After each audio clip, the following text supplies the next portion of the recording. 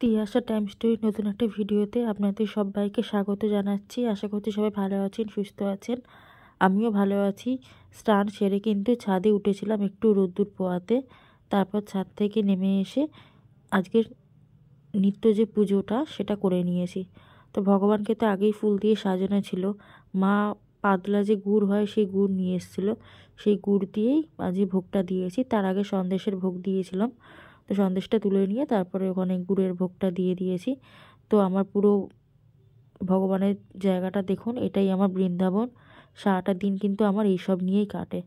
তো তারপরে পুজো হয়ে গেছে। বিকেলবেলা ভাবলাম কিছু খাবার বানাই, খিদে পাচ্ছে।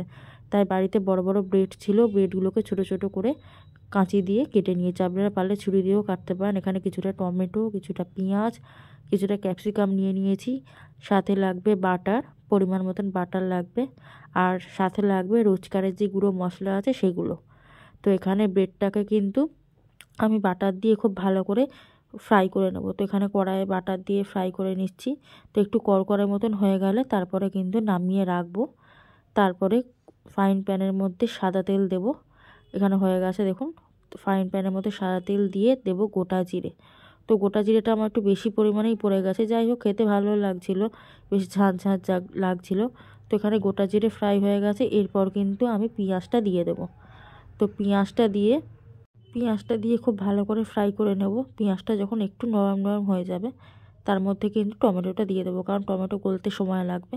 তো এখানে টমেটোটা দিয়ে দিয়েছি। তারপরে দিয়ে দেবো ক্যাপসিকাম। তো এগুলো দিয়ে কিন্তু অল্প আঁচে খুব ভালো করে নরম করে নিতে হবে এগুলো। পেঁয়াজ তো খুব তাড়াতাড়ি নরম হয়ে যায়, কিন্তু টমেটো ক্যাপসিকামটা নরম হতে সময় লাগবে। তো সেই কারণের জন্য আর এখানে ছোটো ছোটো দুটো টমেটো সসের পাতা নিয়ে নিয়েছি, কারণ বড় যে টমেটো সস ওটা দেখি ফুরিয়ে গিয়েছিলো। তো এই ছোটো ছোটো পাতাগুলো ছিল, তো এগুলোই নিয়ে নিয়েছি। এগুলো টমেটো সস, তো এগুলো ছোটো ছোটো স্যাশেতে যেগুলো থাকে সেগুলো। তো এগুলো দিয়ে দিচ্ছি। এগুলো দিয়ে খুব ভালো করে মেশাতে হবে। তারপরে দিতে হবে গ্রিন চিলি সস আর সয়া সস। তো গ্রিন চিলি সসটা আমি দিইনি, যেহেতু আমি ঝাল খেতে পারি না। দিয়েছি কিছুটা পরিমাণে সয়া সস। সয়া সসটা দিলাম কালার হবে আর টক হবে সেই কারণের জন্য। তো এবার খুব ভালো করে মিশিয়ে নিচ্ছি। এরপর কিন্তু গুঁড়ো মশলাগুলো দিয়ে দেবো। যেমন অল্প একটু ধনে গুঁড়ো দেবো, জিরে গুঁড়ো দেবো, গরম মশলা গুঁড়ো দেবো, আর দেবো নুন, আর পরিমাণ মতন চিনি, অল্প একটু চিনি দিয়ে দেবো। তো এগুলো দিয়েই কিন্তু খুব ভালো করে মিশিয়ে নেব। খুব ভালো করে মিশিয়ে নিয়ে যখন দেখবো যে একদম ভালোভাবে মিশে গেছে, তারপরে কিন্তু পাউরুটিগুলো দিয়ে দিতে হবে। তো পাউরুটিগুলো দিয়ে খুব ভালো করে মিশিয়ে নিচ্ছি। এটা যেমন তাড়াতাড়ি হয় তেমন খেতেও কিন্তু খুব ভালো হয়। তো এটার নাম হলো চিলি ব্রেড। তো আমি এইভাবেই বানাই। আপনারা কে কীরমভাবে বানান অবশ্যই জানাবেন। আর আজকে এটাই বিকেলবেলা খাওয়া দাওয়া করেছি। আর ভিডিওটা কেমন লাগলো অবশ্যই জানাবেন। আজকে ভিডিওটা এটুকুই। দেখা হবে পরে কোনো ভিডিওতে। তো মাকে দিয়েছিলাম, মা বললো খেতে খুব ভালো হয়েছে।